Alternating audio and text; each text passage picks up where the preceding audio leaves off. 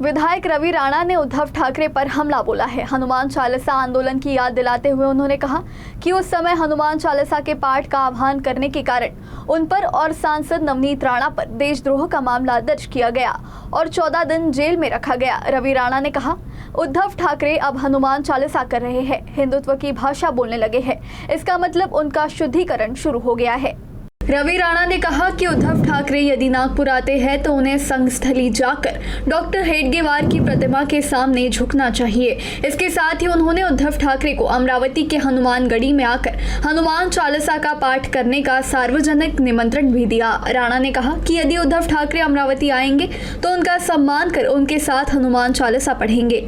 बाळासाहेबांचे विचाराचे आमदार जेव्हा त्यांना सोडून गेले, खासदार सोडून गेले, तेव्हा त्यांना लक्षात आलं की बिना राम बिना हनुमान बिना काही होऊ शकत नाही।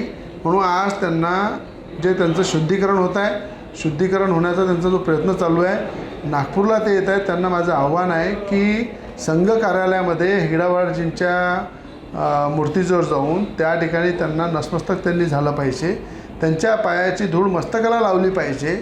तर खऱ्या अर्थानं खळं शुद्धीकरण हे उद्धव ठाकरेंचं होईल। आणि ज्या हनुमानगढी आम्ही अमरावतीला स्थापित केली, ज्या ठिकाणी 14 दिवस जेलमध्ये नवनीत राणा होत्या, मी होतो, हनुमान चालीसाचा विरोध करून त्यांनी राजद्रोह दाखल केला। आम्हाला घरून त्यांनी अरेस्ट करून लॉकअपमध्ये टाकलं, जेलामध्ये टाकलं।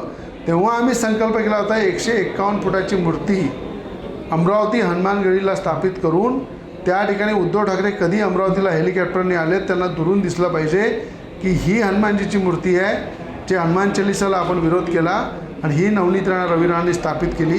त्या मूर्तीवर उद्धव ठाकरेंनी येऊन हनुमान चालीसा तिथे पठण केलं पाहिजे।